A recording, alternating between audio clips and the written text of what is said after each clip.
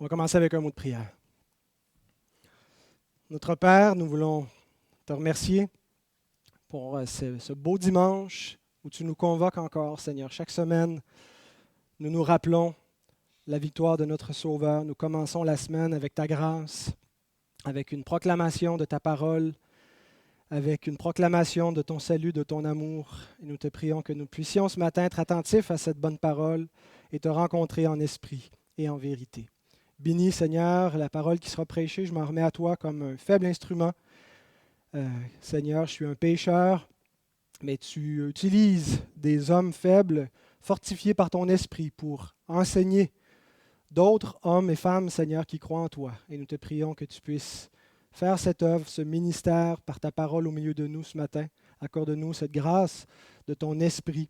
Nous te le demandons au nom de Jésus-Christ. Amen.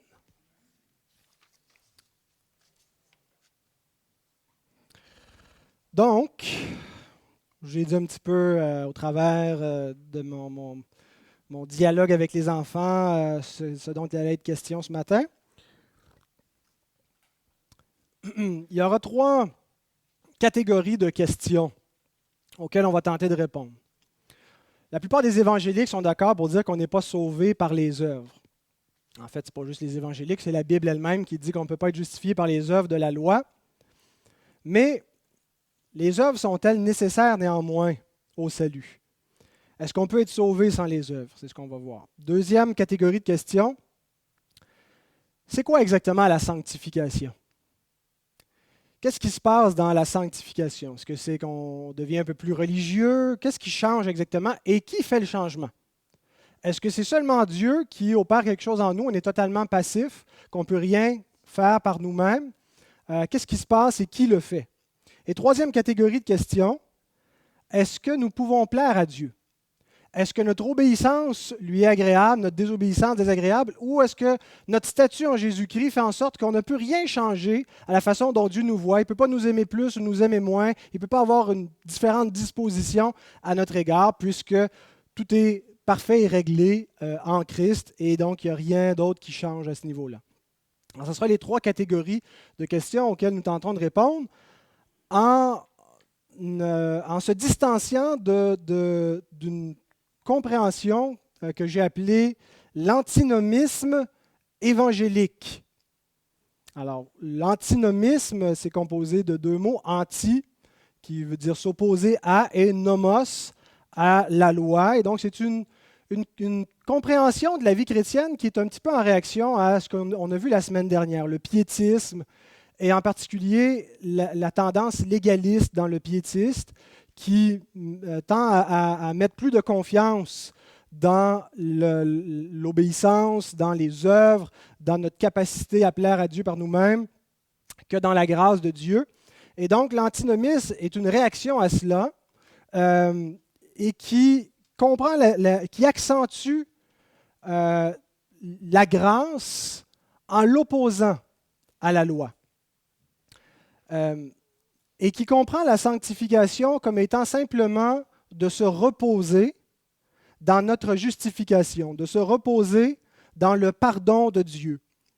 Et qu'il n'y a rien d'autre, essentiellement, que de développer une foi ferme dans la grâce de l'Évangile, dans la sanctification.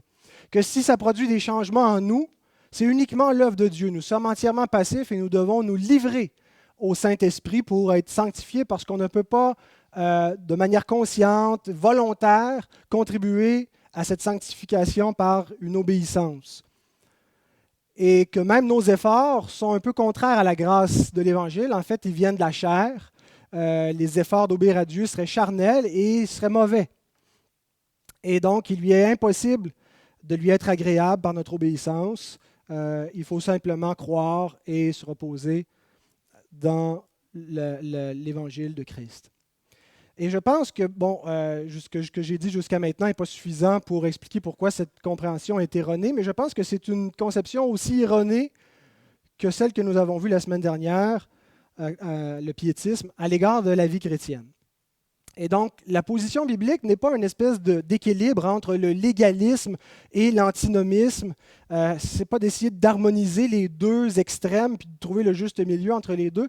C'est complètement une troisième voie qui nous amène à comprendre les données bibliques à ce qui a trait à la vie chrétienne, à la justification, à la grâce de Dieu, à la sanctification. Et donc, le texte qui va nous servir de base pour réfléchir à ces questions se trouve dans Hébreux au chapitre 12.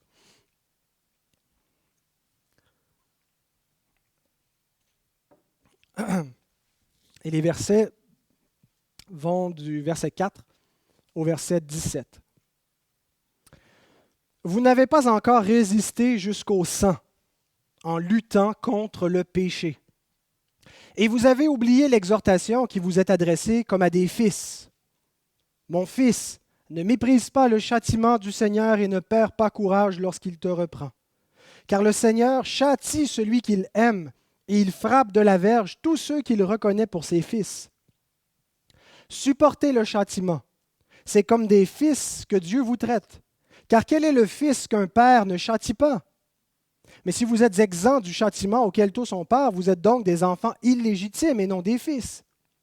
D'ailleurs, puisque nos pères, selon la chair, nous ont châtiés et que nous les avons respectés, ne devons-nous pas, à bien plus forte raison, nous soumettre au Père des esprits pour avoir la vie? Nos pères nous châtiaient pour peu de jours, comme ils le trouvaient bon. Mais Dieu nous châtie pour notre bien, afin que nous participions à sa sainteté. Il est vrai que tout châtiment semble d'abord un sujet de tristesse et non de joie, mais il produit plus tard, pour ceux qui ont été ainsi exercés, un fruit paisible de justice. Fortifiez donc vos mains languissantes et vos genoux affaiblis, et suivez avec vos pieds des voies droites, afin que ce qui est boiteux ne dévie pas, mais plutôt se raffermisse. Recherchez la paix avec tous et la sanctification sans laquelle personne ne verra le Seigneur. Veillez à ce que nul ne se prive de la grâce de Dieu, à ce qu'aucune racine d'amertume poussant des rejetons ne produise du trouble et que plusieurs n'en soient infectés. À ce qu'il n'y ait ni impudique ni profane comme Ésaü, qui pour un mets vendit son droit d'aînesse. Vous savez que plus tard, voulant obtenir la bénédiction, il fut rejeté, quoiqu'il la sollicita avec larmes, car son repentir ne put avoir aucun effet. Donc, je ne ferai pas une exposition verset par verset de ce passage, mais nous allons nous concentrer sur les trois catégories de questions que j'ai nommées au commencement. Et donc, on va aborder ce passage-là plutôt de manière thématique que expositoire. Le texte qu'on a lu nous indique que la grâce est le fondement de notre sanctification, que c'est se priver de la discipline de Dieu, c'est se priver de sa grâce. Et donc, tout ça est dirigé par la grâce de Dieu. Par contre, ce texte nous montre que la grâce de Dieu ne consiste pas simplement à être pardonné, mais aussi à être discipliné par le Père. À pas seulement à être justifié, mais aussi à être sanctifié.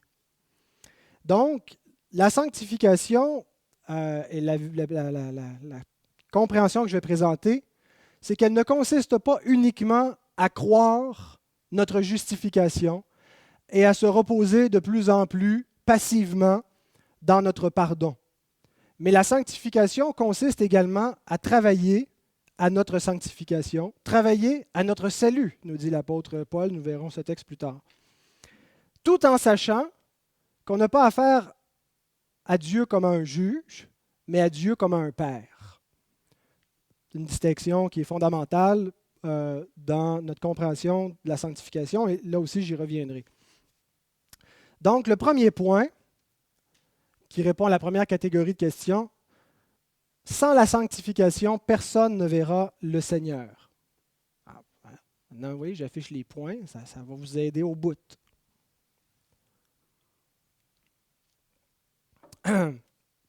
La justification et la sanctification sont deux grâces inséparables. Les théologiens parlent du duplex gratia, la double grâce. En fait, il y a une seule grâce de Dieu, la grâce du salut, mais qui se manifeste dans la justification et qui se continue dans la sanctification. La grâce nous pardonne, mais la grâce nous transforme. La grâce nous sauve de la punition du péché, justification, mais elle nous sauve aussi de la puissance du péché, sanctification. Une seule grâce avec un double effet. Le verset 14 dans notre texte nous dit « Recherchez la paix avec tous et la sanctification sans laquelle personne ne verra le Seigneur. » La sanctification est essentielle à un salut qui est authentique. Sans la sanctification, notre vie n'aboutit pas avec le Seigneur. On ne verra pas le Seigneur s'il n'y a pas de sanctification dans notre vie. Le pasteur A.W. Tozer a dit ceci. Le gros bon sens devrait nous faire comprendre que si ce que nous croyons ne change rien dans notre vie, cela ne fait aucune différence pour Dieu non plus. L'avez-vous entendu à la radio dans les pensées, celle-là? Si ce qu'on croit, si notre foi, si on dit qu'on est justifié par la foi, mais si ça n'a aucun impact concret dans notre manière de vivre, ça ne change rien pour nous, bien, ça ne change rien pour Dieu non plus. Une foi qui n'a pas un impact sur la vie des adorateurs, de celui qui confesse cette foi, est une fausse foi. La Bible nous dit qu'on n'est pas sauvé par les œuvres, mais elle nous dit aussi que nous sommes sauvés avec les œuvres. Pas dans le sens instrumental, ce n'est pas les œuvres qui nous sauvent, mais le salut est toujours accompagné d'œuvres. Nous sommes sauvés par la grâce pour les œuvres, en vue des œuvres que Dieu préparait d'avance pour nous. Les œuvres ne sont pas méritoires, elles sont ostentatoires. C'est un mot qu'on entend dernièrement, dans les dernières années, à cause des signes ostentatoires, les signes religieux ostentatoires. Ce que je veux dire en utilisant ce mot, c'est que les œuvres ne gagnent pas le salut. Elles ne le méritent pas, mais elles démontrent le salut. Ostentatoire veut dire faire étalage de quelque chose, démontrer un avantage qu'on a reçu. Alors les œuvres sont là comme une preuve, comme une évidence que la vie de Dieu a été reçue. Elles ne gagnent pas, mais elles démontrent un salut qui a été gagné, qui nous a été donné. Ce sont les fruits qui démontrent que l'arbre est vivant. Et ce n'est pas n'importe quelle œuvre. Quand on dit les œuvres, ce n'est pas les œuvres selon nous, selon l'homme, selon peu importe les standards de l'humanisme. Ce sont les œuvres de Dieu, en particulier l'observation de ses commandements. La Bible nous répète souvent qu'on doit observer ses commandements. Et vous savez, quand la Bible nous dit d'observer ses commandements, elle ne veut pas juste dire « prends en note ». Check ça, puis étudie ça. Elle veut dire de les mettre en pratique. C'est ça, observer les commandements de Dieu, ce n'est pas juste de les prendre, d'en prendre connaissance.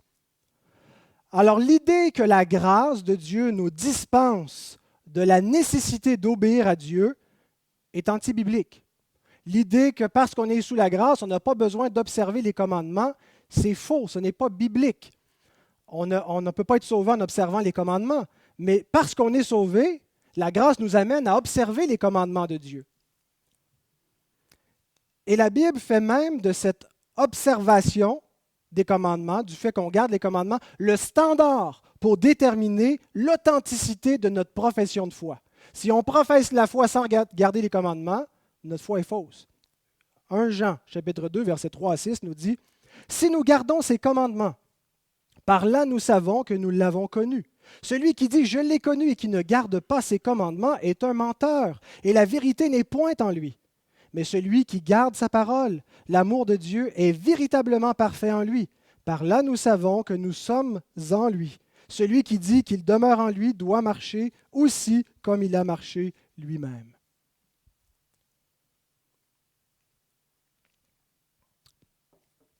Quels commandements devons-nous garder? Les mêmes qu'il a gardés lui-même. Nous devons marcher comme lui-même a marché, et il a gardé les commandements de son Père.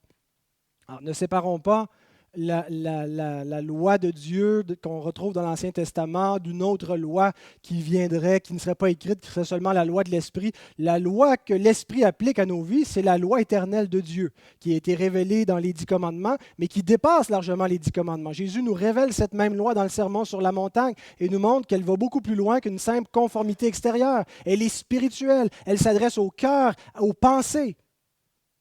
Et donc, lorsque nous sommes enfants de Dieu, nous gardons cette loi parce que nous devenons semblables à Christ qui a gardé la loi de Dieu. J'aimerais faire un petit test avec vous ce matin. Levez la main ceux qui connaissent Jean 3,16 par cœur. Merci, vous pouvez baisser votre main. Levez la main ceux qui connaissent les 10 commandements dans l'ordre par cœur. Alors, qu'est-ce que ça révèle, cela? Ça révèle que dans notre milieu, nous avons été accoutumés, nous avons été exposés à une conception antinomienne du salut. Nous avons hérité de cette tendance que l'Évangile, Jean 3,16, a mis fin à la loi. Ça ne vaut pas la peine de les mémoriser, de connaître les commandements de Dieu. On n'est pas sous la loi, on est sous la grâce. Et c'est une mauvaise compréhension du rapport entre l'Évangile et la loi. Il est vrai que nous ne sommes pas sous la loi comme un moyen d'obtenir le salut. On n'est pas sous la loi comme sous une alliance des œuvres par laquelle nous devrions, par notre obéissance, atteindre la vie éternelle. Ça, Christ le fait pour nous. Et quand il dit qu'il vient accomplir la loi et les prophètes, c'est ce qu'il veut dire. Qu'il vient, par son obéissance, accomplir tout ce que la loi de Dieu exige afin d'obtenir la bénédiction que la loi de Dieu promet, la vie éternelle, si la justice est accomplie. Et ça, Christ le fait à notre place. Et donc, quand Paul nous dit qu'on n'est pas sous la loi, mais sous la grâce, il ne veut pas dire qu'il n'y a plus de loi quand on est dans l'Évangile. Mais il veut dire qu'on n'est pas sous la loi comme un moyen d'obtenir la vie éternelle. On a obtenu la vie éternelle par la grâce, mais cette grâce-là nous rend en conformité avec le moyen qui nous a obtenu la vie éternelle, l'obéissance de Christ. L'obéissance de Christ à la loi de Dieu. Donc, on devient semblable à Christ. Alors, il n'y a pas une antinomie, une opposition entre la loi et l'Évangile, ultimement parlant. Il y en a une quand à cause de notre péché. La loi nous condamne, mais on n'est pas sous la loi pour obtenir la vie éternelle. On a obtenu la vie éternelle par la grâce, et la grâce nous rend conformes à la volonté de Dieu, dont on a le modèle dans la loi et dans la personne du Christ, qui la garde parfaitement. J'aimerais vous citer un théologien, Richard Gaffin, qui a enseigné toute sa vie à Westminster. Il dit, cette antithèse, l'antithèse loi-évangile, l'opposition qu'on retrouve dans la Bible entre la loi et la grâce, la loi et l'évangile, ne vient pas en vertu de la création. Ce n'est pas que Dieu, dans sa création, il a opposé les deux, mais elle est comme une conséquence du péché. Et l'évangile a pour fonction de la surmonter. L'Évangile enlève l'antithèse absolue, loi-évangile, dans la vie du croyant. Comment le fait-il? Brièvement, sans l'Évangile et sans Christ, la loi est mon ennemi et me condamne. Pourquoi? Parce que Dieu est mon ennemi et me condamne. Mais avec l'Évangile et en Christ, uni à lui par la foi, la loi n'est plus mon ennemi, mais mon ami. Pourquoi? Parce que maintenant, Dieu n'est plus mon ennemi, mais mon ami, et que la loi, sa volonté, la loi dans son essence morale, en tant que reflet de son caractère, est maintenant mon bienveillant guide pour la vie en communion avec Dieu. Alors, certains n'aiment pas cette conception du rapport entre la loi et la grâce, la loi et l'Évangile, parce que pour eux, ils vont dire, et c'est la conception antinomienne du salut, Dieu ne veut pas une vie de règles. Dieu n'a rien à faire qu'on soit juste là en train d'observer des règles externes. Ce que Dieu veut, c'est une relation. Ce que Dieu veut, c'est qu'on l'aime. Il ne veut pas juste qu'on traite avec lui comme s'il était un juge et qu'on doit garder des commandements et se conformer à un code moral. Ce n'est pas ce que Dieu veut. Amen. Dieu ne veut pas des espèces d'automates qui font juste obéir à des commandements externes sans avoir aucun intérêt pour lui. Dieu veut des cœurs d'adorateurs, Dieu veut qu'on l'aime. Mais est-ce qu'une relation d'amour peut exister sans être encadrée par des règles? Essayez ça dans votre mariage pour le fun. Dites, à partir de maintenant, il n'y a plus de règles qui encadrent notre mariage. Fini ça, cette histoire de fidélité. Il ne faut pas commettre l'adultère. Il faut que la femme soit soumise à son mari. Il faut que le mari aime sa femme comme Christ a aimé l'Église. Il n'y a pas de règles, il n'y a pas de commandements. Tout ce qu'il faut, c'est une relation. Puis un amour. Une telle conception va ruiner le mariage. la relation dans le mariage, l'amour dans le mariage est préservé dans la mesure où les règles sont gardées par amour. Et donc, les règles ne sont pas contraires à la relation, ne sont pas contraires à l'amour normal, naturel entre l'homme et la femme, ils viennent pour le renforcer. Et donc, dans notre relation avec Dieu, c'est vrai qu'on ne traite pas comme si on était des automates qui obéissent froidement, sans aucun amour pour lui. Mais sa loi nous dit qu'est-ce que Dieu veut et nous montre comment est-ce qu'on peut l'aimer. Et donc, elle n'est pas contraire du tout à l'idée d'une relation normale, naturelle et d'amour avec notre Dieu, notre Père. Ce qui nous amène à notre deuxième question. Maintenant qu'on a vu que la sanctification est nécessaire au salut, qu'est-ce que la sanctification? Et qui fait le travail?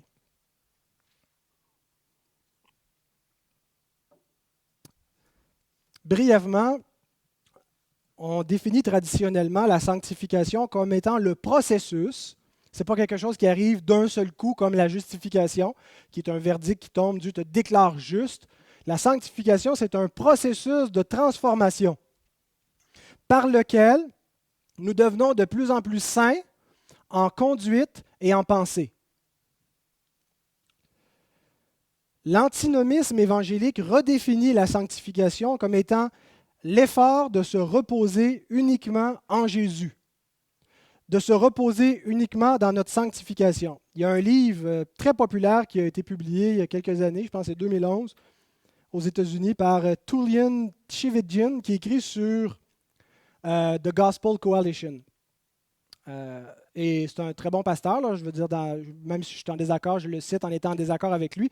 Ce livre-là, il a été traduit aussi en français, vous l'avez peut-être vu. Jésus plus rien égale tout. Hein, c'est un beau petit titre accrocheur. Mais dans le livre, ce que plusieurs lui reprochent, c'est qu'il présente une conception antinomienne de la sanctification. Il dit ceci. Nous pouvons le comprendre ainsi. La sanctification est le dur travail de nous rappeler chaque jour la réalité de notre justification. C'est l'effort de nous rappeler la certitude de notre pardon en Christ en appuyant sur le bouton « Rafraîchir » 1000 fois par jour. Donc, on ne peut pas être plus saint qu'on l'est déjà en Jésus. Ça ne sert à rien de vouloir être plus saint. La vraie sainteté, c'est au calvaire, c'est l'œuvre de Christ, et tout ce qu'on a besoin de faire pour être saint aux yeux de Dieu, c'est de croire dans cette justification. Alors, quand on pêche, peu importe ce qu'on fait, tout ce qu'on a à faire, c'est de croire à la justification. Alors, il ne nous amène pas nécessairement à dire qu'on vit n'importe comment, mais il va dire que plus on croit, plus on risque de marcher dans l'obéissance. Écoutez, c'est vrai que la sanctification repose premièrement et fondamentalement sur la grâce de Dieu. La sanctification ne repose pas premièrement sur nous. Elle ne repose pas premièrement sur notre propre responsabilité, sur notre propre capacité à obéir à Dieu. La sanctification repose sur la grâce de Dieu et sur l'œuvre de Jésus-Christ. Et une grosse partie de l'œuvre de sanctification, c'est que le Saint-Esprit va convaincre notre foi de l'Évangile. La sanctification, ce n'est pas juste dans notre conduite, c'est aussi dans notre croyance, pour qu'on soit bien affermi dans la grâce, dans l'Évangile. Et ça fait partie de la transformation de notre pensée que de comprendre ça. Donc, c'est la sanctification, et à la base, c'est la grâce, et c'est la foi dans la grâce de Dieu qui est l'œuvre du Saint-Esprit en nous. Il est faux, cependant, de limiter la sanctification à croire notre justification. De dire que la sanctification n'est rien de plus et rien de moins que de mettre toute notre foi dans le fait qu'on a été justifié une fois pour toutes. Et on revient constamment à cela. Notre texte nous dit que la sanctification, c'est la résistance jusqu'à la mort contre le péché. Verset 4. Vous n'avez pas encore résisté jusqu'au sang en luttant contre le péché. Il n'est pas en train d'avoir une espèce de discours de pèse sur le bouton rafraîchir, rappelle-toi que Jésus est mort pour toi. Vous devez lutter jusqu'au sang contre le péché.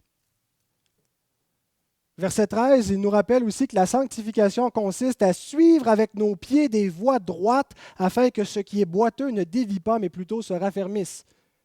Donc, il y a l'idée de marcher en suivant des voies, en se détournant de voies tortueuses, de voies de duplicité où on essaie de marcher un pied avec Dieu et un pied dans le monde. Et elle nous rappelle aussi en terminant qu'on doit faire tout ça sans se priver de la grâce de Dieu au verset 15. En revenant constamment à cette grâce, en rafraîchissant constamment. Le bouton rafraîchir pour comprendre que tout ça repose sur la grâce de Dieu. Le problème, à mon avis, c'est que nous avons une mauvaise conception de ce qu'est la sainteté. Nous concevons la sainteté comme étant de l'austérité.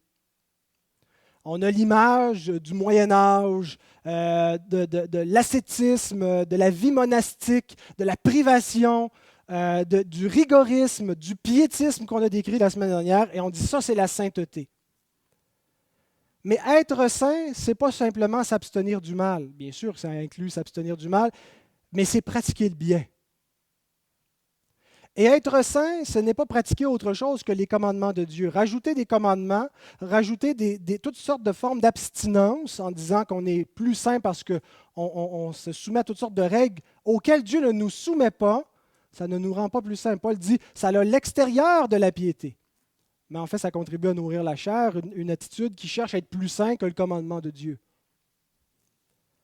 Être saint, ce n'est pas se tenir loin des pécheurs, mais c'est être rempli d'amour à la ressemblance de Christ. Ça ne veut pas dire de marcher dans la voie des pécheurs, mais ce n'est pas avoir une espèce d'attitude hautaine, dire qu'on ne veut rien savoir du monde, qu'on ne les regarde pas, on ne les invite pas chez nous. C'est d'être plein de compassion et d'amour qui nous amène vers les pécheurs, c'est être comme Christ. Christ est venu dans le monde sauver des pécheurs. Il n'a pas fui les pécheurs. Il est allé vers eux. Il les a appelés à la repentance. Il leur a montré qu'il les aimait. Il les a secourus dans sa grâce. Être saint, c'est être consacré à Dieu, l'aimer de tout notre cœur, de toute notre force, de toute notre pensée. Ce n'est pas juste haïr le péché, mais c'est aimer.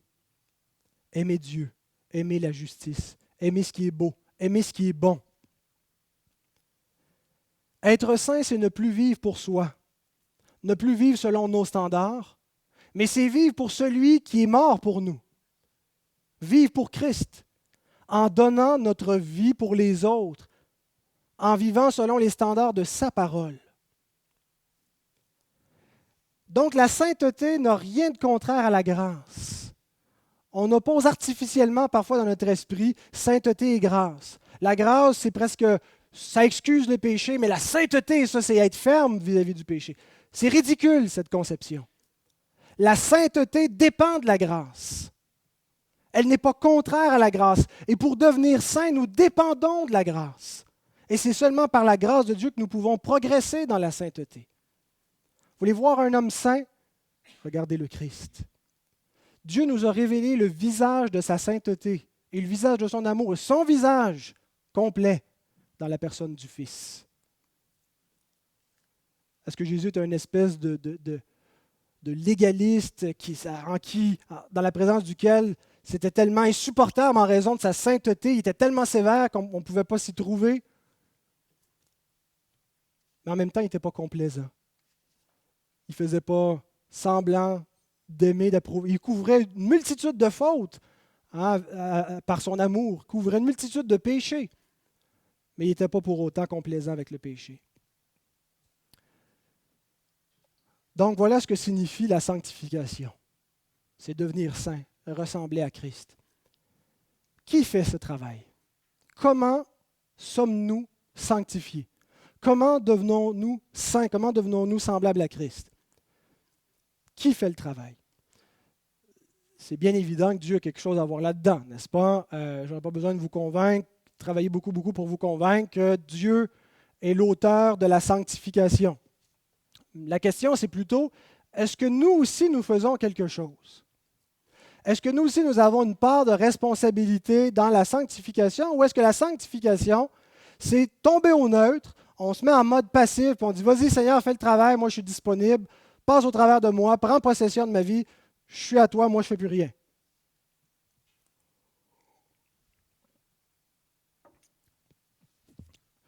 À mon avis, l'un des meilleurs versets de la parole de Dieu pour nous faire comprendre qui fait le travail de sanctification se trouve dans Philippiens, chapitre 2, versets 12 et 13. Travaillez à votre salut avec crainte et tremblement, car c'est Dieu qui produit en vous le vouloir et le faire selon son bon plaisir. Avant de vous donner la compréhension qui m'apparaît juste et biblique de ce passage, j'aimerais vous lire à nouveau le pasteur Tchividjian qui interprète ce passage pour nous. Et ça, c'est la conception antinomienne de ce que ce verset veut dire. Prenons par exemple l'enseignement de Paul dans Philippiens 2,12. « Mettez en œuvre votre salut avec crainte et profond respect. » Nous avons une œuvre à accomplir, mais qu'est-elle au juste? Nous améliorer? Essayer plus fort? Prier plus? Participer plus à la vie d'Église, passer plus de temps à lire la Bible. C'est quoi au juste que Paul nous exhorte à faire? Nous le découvrons au verset 13. En effet, c'est Dieu qui produit en vous le vouloir et le faire pour son projet bienveillant. Dieu produit son œuvre en nous, l'œuvre accomplie par Christ. Donc, notre tâche consiste à mieux comprendre son œuvre. Ainsi, croître, c'est approfondir notre compréhension de l'Évangile pour gagner une vision plus vaste et brillante de tout ce que Dieu a accompli pour nous en Christ, en continuant à nous fier à l'œuvre achevée de Christ, tout ce qu'il garantit aux pécheurs. Nous faisons de plus en plus l'expérience de tout ce que nous possédons en lui.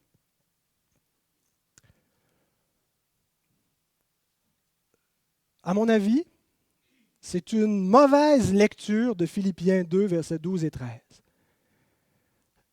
Et c'est un effort d'y lire une compréhension de la sanctification qui a déjà prédéterminé et il tente d'interpréter le texte pour le faire, si vous me passez l'expression, fitter dans cette lecture de la sanctification qu'on ne retrouve pas dans la Bible.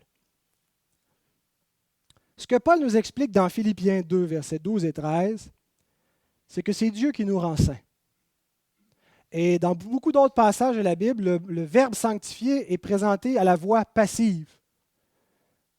Être sanctifié. Nous sommes sanctifiés. Ce n'est pas nous nous sanctifions, bien qu'on retrouve aussi l'élément actif, mais c'est d'abord une idée passive. C'est Dieu qui est l'auteur de la sanctification. Et il nous le rappelle ici, c'est Dieu qui produit en vous le vouloir et le faire. Mais comment est-ce que Dieu nous sanctifie-t-il? Et la façon que Dieu s'y prend pour nous sanctifier, c'est de nous rendre participants en nous donnant une volonté nouvelle pour être capable de lui obéir, pour être capable de garder ses commandements. Ce n'est pas la seule chose que Dieu fait de nous rendre participants. Il y a des choses que Dieu fait qu'on ne fait pas, de nous rendre conscients de notre péché, de nous donner une puissance qu'on ne peut pas générer par nous-mêmes. Mais c'est Dieu, la façon que Dieu fait pour nous sanctifier, ce n'est pas en nous laissant être seulement passifs, qu'il y a seulement quelque chose qui nous arrive et qu'on n'a rien besoin de faire. Il nous sanctifie en nous rendant actifs, en faisant de nous des êtres participants, volontaires, conscients dans leurs efforts pour être sanctifiés. Et il résulte de cela une obéissance qui est imparfaite. Il résulte de cela un désir nouveau de garder la loi. Vous vous souvenez quand on a examiné Romains 7. Je suis incapable de faire le bien que je veux, je fais le mal que je ne veux pas. D'où vient ce désir de faire la volonté de Dieu? Dieu produit en vous le vouloir et le faire. Qu'est-ce qui se passe? Une nouvelle obéissance. Elle est imparfaite, mais elle est réelle. Il y a quelque chose de nouveau qui n'était pas dans notre volonté, qui ne peut pas être là de soi, qui ne peut pas venir de la chair, qui ne peut pas venir de l'homme, mais qui nous a été donné par l'Évangile. Une volonté nouvelle, une intelligence nouvelle, un désir nouveau de garder la loi et qui l'accomplit en partie. Et quand on examine le contexte de Philippiens 2, Paul expose une difficulté qu'ont les chrétiens. Et vous savez, c'est quoi la difficulté? Ce n'est pas la difficulté de se reposer dans l'œuvre de Christ, comme Chivichan nous dit ici. Que l'œuvre de Dieu, c'est de nous amener à être capables de juste regarder à Jésus et de dire tout est accompli et on se repose. Ça fait partie de l'œuvre de Dieu de nous amener à mettre toute notre confiance en Christ et dans sa grâce. Mais le contexte nous démontre que la difficulté que nous avons, ce n'est pas de nous reposer dans l'œuvre de Christ, mais d'imiter l'œuvre de Christ. Au verset 3, « Ne faites rien par esprit de parti ou par vaine gloire. » Au verset 5, « Ayez en vous les sentiments qui étaient en Jésus-Christ. » L'exhortation à l'humilité, qu'est-ce qui suit aussi au verset 14? « Faites toutes choses sans murmure ni hésitation. » Donc le contexte nous montre que la difficulté des chrétiens, c'est d'imiter le Christ. Pas nécessairement de croire en lui, ça peut être une difficulté, effectivement. Mais dans le contexte de Philippiens 2 qui nous parle de la sanctification, la raison pour laquelle Dieu a régénéré notre volonté, nous a donné une nouvelle capacité, c'est pour qu'on imite son Fils dans l'humilité dont il a fait preuve, en se rendant obéissant jusqu'à la croix, en donnant sa vie pour les autres, et nous devons faire de même. Donc, quand Paul nous dit « travailler à notre salut », qu'est-ce que ça veut dire? Ça veut dire exactement ce que Chivichan nous dit que ça ne veut pas dire. Faire des efforts. Essayer plus fort. Déployer tous nos efforts pour aimer Dieu. Lorsqu'on se rend compte que nous péchons et que nous n'aimons pas Dieu suffisamment, c'est le confesser.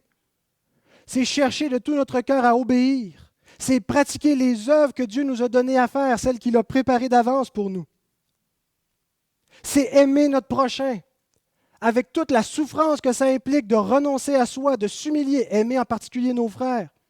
Et en nous parlant des mêmes choses, l'apôtre Pierre nous dit de faire tous nos efforts. Faites tous vos efforts pour joindre à votre foi la connaissance à la connaissance et ainsi de suite. Le vocabulaire biblique nous parle d'effort, de volonté, de travail, de lutte, parce que c'est exactement ce qu'est la sanctification. Ce n'est pas une œuvre simplement passive, où on n'a rien à faire, puis tout est fait pour nous. C'est une œuvre que Dieu fait en nous rendant actifs, et pas des marionnettes. Actifs avec une nouvelle volonté, ça veut dire qu'il faut vouloir, ça veut dire qu'on est conscient et volontaire pour obéir.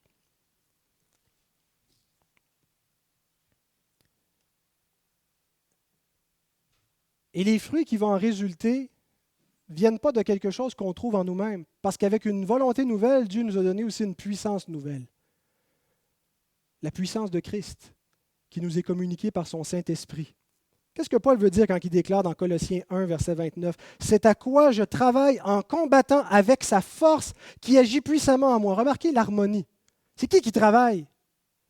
C'est à quoi je travaille en combattant. Avec quoi? Avec ma force, avec sa force qui agit puissamment en moi. Donc on voit qu'il y a une synergie entre notre responsabilité, notre volonté et la souveraineté de Dieu. Certains rejettent cette conception synergiste. C'est un beau mot, le synergiste, ça vient de deux mots grecs, sun qui veut dire avec, puis ergon qui veut dire œuvre. Une œuvre avec, c'est-à-dire qu'il y a deux composantes. L'homme et Dieu. Dieu rend l'homme actif. Et certains considèrent qu'en faisant ça, on compromet la grâce de l'Évangile, on compromet la souveraineté de Dieu et on rejette le monergisme du salut, que l'œuvre du salut, c'est l'œuvre de Dieu seul, mono-ergon. C'est vrai que l'œuvre du salut, c'est l'œuvre de Dieu seul. Dieu est l'auteur du salut. Et c'est la grâce seule de Christ qui nous sauve et qui nous donne toutes les provisions. On n'a rien ajouté à cette œuvre-là. Mais qu'est-ce qui se passe dans le salut? C'est que Dieu, en cours de route, nous rend participants, pas par nous-mêmes, mais par quelque chose qu'il nous donne, par la puissance de Christ, pour mettre notre salut en action, il travaillait avec crainte et tremblement et découvrir la sanctification, la sainteté. La vraie croissance spirituelle, c'est Dieu qui l'opère. Mais s'il y a un retard à ce niveau-là, est-ce qu'on va dire que c'est parce que Dieu n'a rien fait? S'il y a un retard dans notre vie, c'est parce que Dieu ne nous a pas sanctifiés, il nous a laissés là? La gloire va à Dieu pour notre croissance. Mais Dieu ne peut pas être accusé qu'il y a une défectuosité dans sa grâce quand nous négligeons de prendre les moyens qu'il nous a donnés pour les mettre en œuvre et croître dans notre salut. S'il y a un retard dans notre croissance, c'est dû à notre négligence, à une mauvaise compréhension, à un refus de collaborer, de se soumettre à Dieu, mais jamais à une défectuosité de la grâce et des provisions de notre salut en Jésus-Christ. Le théologien Herman Bavinck, c'est toujours très sécure de citer Herman Bavinck, il dit « Certes, en tout premier lieu, la sanctification est le travail et le don de Dieu. C'est un processus dans lequel les hommes sont passifs, comme ils le sont à la régénération, de laquelle elle est la continuation. À la régénération, quand on est de nouveau, on est passif, c'est Dieu qui nous appelle. Et la sanctification, c'est la continuité de cette nouvelle naissance. Mais sur la base de cette œuvre dans l'homme, elle acquiert en second lieu un sens actif, où les hommes sont appelés et équipés pour se sanctifier eux-mêmes et consacrer leur vie entière à Dieu.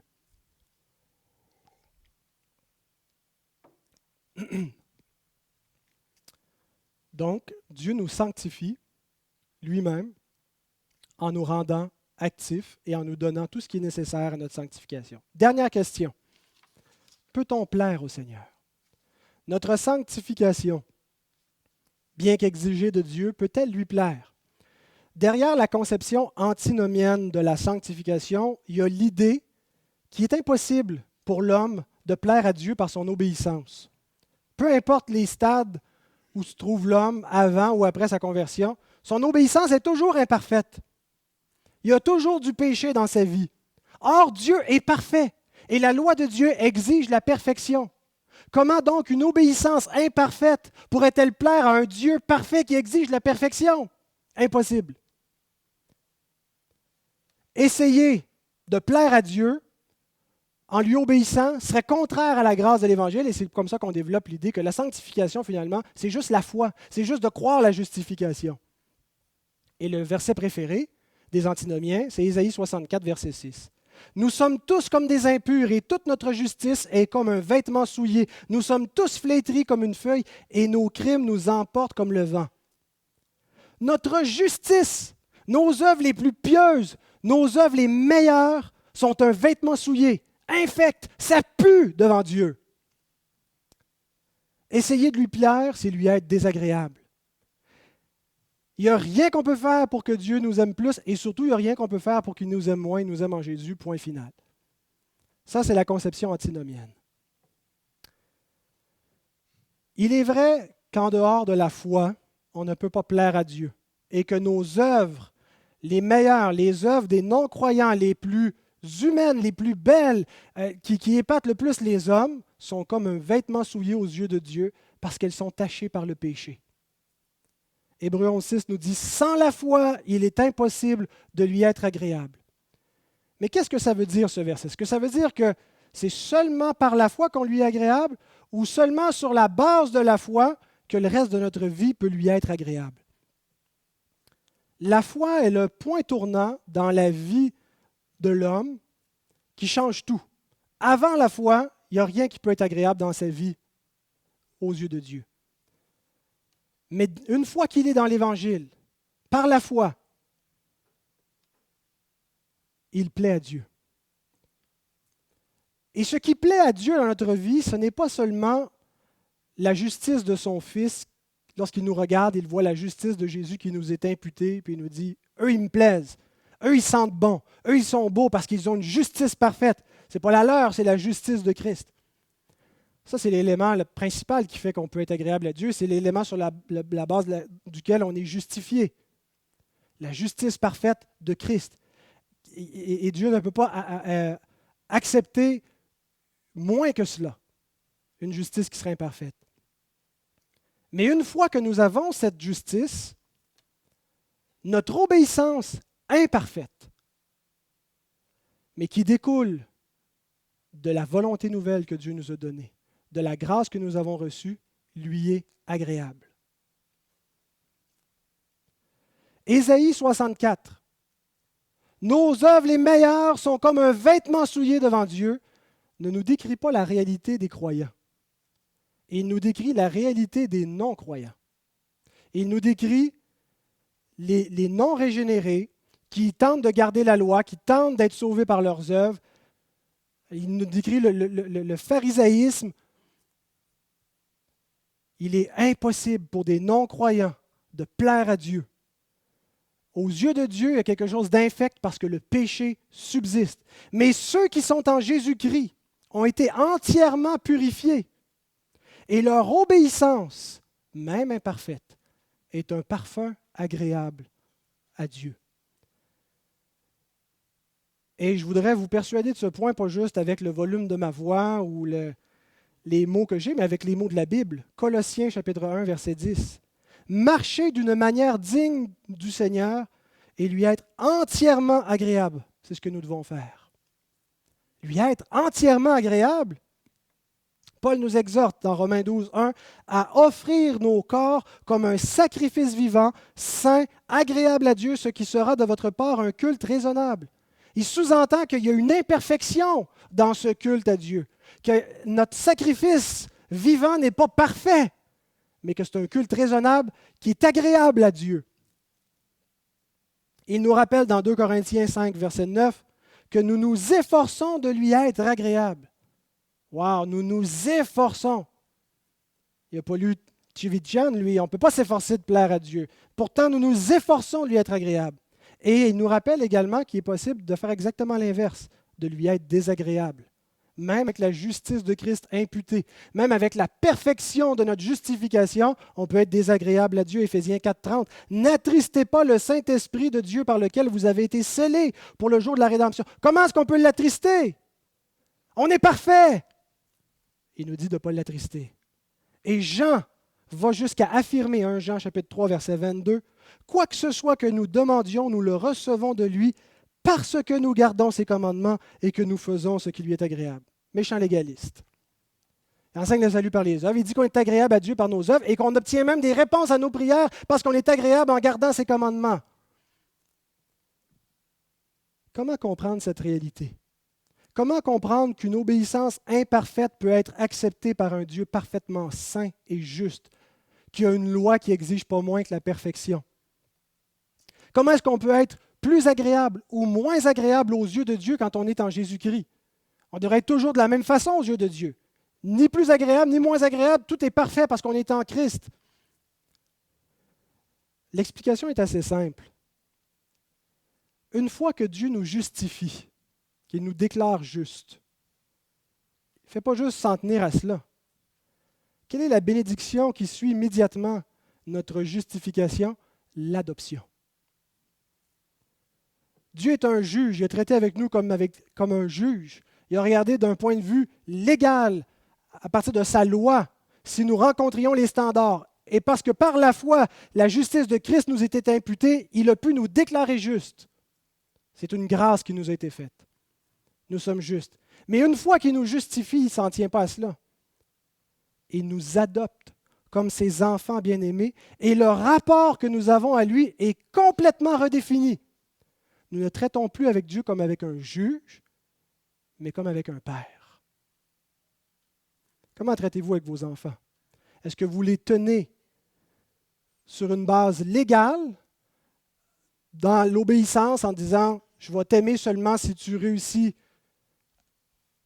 à obéir à ma voix », ou est-ce que vous les aimez inconditionnellement, mais qu'en plus de cela, vous traitez avec eux comme un père, comme une mère, qui réagit à l'obéissance ou à la désobéissance de ses enfants?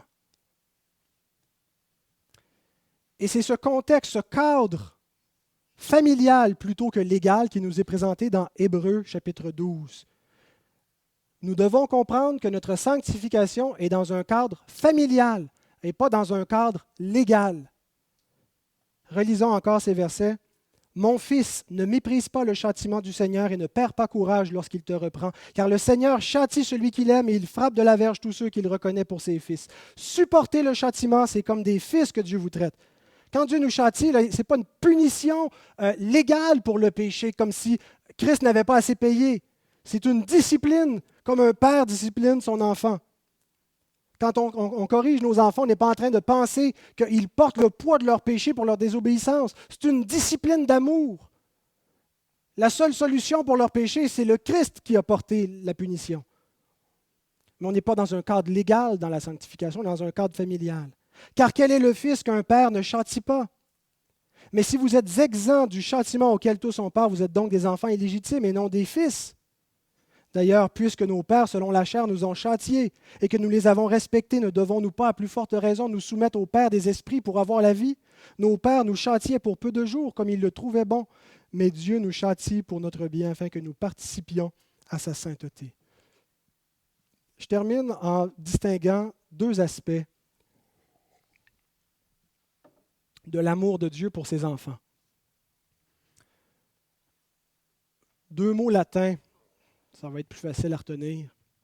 Amor benevolentia, l'amour de bénévolence, et amor complacentia. C'est comme ça que les théologiens ont distingué que ces deux réalités dans l'amour que le Père a pour nous en tant qu'enfants.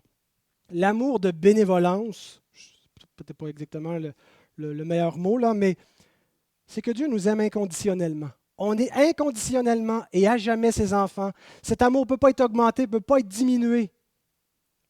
Il est parfait. Parce qu'en Christ, il nous a aimés et il nous a rendus parfaits. C'est la même idée qu'il n'y a rien que nos enfants puissent faire, nous qui sommes des parents imparfaits, pour qu'on cesse de les aimer. Nous les aimons inconditionnellement toute la vie. Mais il y a aussi l'élément complacentia, qui est l'idée, si on veut, de complaisance, dans le bon sens là, du terme, que Dieu trouve plus de plaisir lorsque ses enfants lui obéissent que lorsqu'ils lui désobéissent. Que ses enfants peuvent même lui être désagréables et attrister son esprit. Et c'est ce que Jésus veut, c'est à cet élément-là de l'amour de Dieu que Jésus nous réfère dans Jean 14 quand il dit « Celui qui a mes commandements et qui les garde, c'est celui qui m'aime, et celui qui m'aime sera aimé de mon Père. Je l'aimerai, je me ferai connaître à lui. Si quelqu'un m'aime, il gardera ma parole, et mon Père l'aimera. Nous viendrons à lui, et nous ferons notre demeure chez lui. » L'amour de Dieu n'est pas conditionnel au nôtre. Son amour est le premier, son amour benevolentia, inconditionnel. Mais ce n'est pas le seul élément dont nous devons tenir compte. Nous sommes dans une relation réelle avec Dieu qui est notre Père. Et ce que nous faisons, notre conduite, ce n'est pas vrai qu'elle ne change rien pour Dieu. Elle peut provoquer son plaisir ou son déplaisir. Dieu va traiter avec nous en nous approuvant ou en nous désapprouvant. Quand on désobéit, Dieu ne nous aime pas moins. Mais nous l'attristons. Nous attristons le Saint-Esprit. Et il va nous le faire sentir. Et il nous corrige. Parce qu'il nous aime. Quand vos enfants désobéissent, ils vous attristent, mais vous ne les aimez pas moins, n'est-ce pas? Mais notre âme n'est pas stoïque vis-à-vis de nos enfants. On ne dit pas, on les aime inconditionnellement, ce que vous faites n'a aucun effet sur moi. Dieu est divinement impassible. On défend, on confesse dans notre confession de foi que Dieu est impassible, c'est-à-dire qu'il ne peut pas être affecté par sa création, par ses créatures, en dehors de ce qu'il décrète. Dieu réagit au pécheur, mais Dieu n'est pas en réaction. C'est ce qu'on veut dire, c'est qu'il n'est pas soumis, il n'est pas servile à la conduite des hommes. Son bonheur ne dépend pas de nous. Il est totalement indépendant. Mais Dieu a souverainement décidé de se laisser toucher par l'amour de ses enfants. Il demeure impassible, mais il a décrété qu'il allait traiter avec nous pas de manière impassible, mais en réagissant à notre obéissance et à notre désobéissance. Et ce n'est pas que Dieu est devenu vulnérable, qu'il a perdu sa vulnérabilité ou qu'il y a un changement dans l'être de Dieu, mais c'est afin que nous participions à sa sainteté. Autrement dit, ce n'est pas rien qui change en Dieu. En devenant notre Père, il n'y a rien qui a changé en lui. C'est pour nous que cette relation change quelque chose, pour que nous participions à sa sainteté. Frères et sœurs, ce matin, nous allons prendre le repas du Seigneur, à l'instant même. Et nous venons à la table du Seigneur, non pas en nous reposant sur notre propre obéissance. La table nous rappelle ce que Christ a fait. Et elle nous rappelle que si on peut être en communion avec le Père, avec le Fils et avec l'Esprit, ça repose entièrement sur la grâce et non pas sur notre obéissance. Une grâce qui est inconditionnelle et qui est gratuite. Lorsque nous péchons et que nous attristons notre Père, qu'est-ce que nous faisons? Nous n'essayons pas de nous racheter par nos œuvres. N'essayons pas de dire « cette fois, je vais faire mieux ». Ce que notre Père demande, c'est que nous le confessions. Et ce matin, c'est dans cet esprit que je vous invite à vous approcher de la table du Seigneur.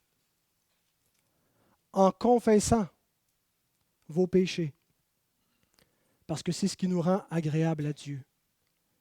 Lorsque nous confessons notre péché, que nous réalisons que notre filiation, le fait que nous sommes ses enfants, ne dépend pas de notre obéissance, mais de l'obéissance du Christ, une telle attitude de repentance et de foi qui nous mène de plus en plus dans l'obéissance, à la conformité au Fils de Dieu, c'est ce qui plaît à notre Père.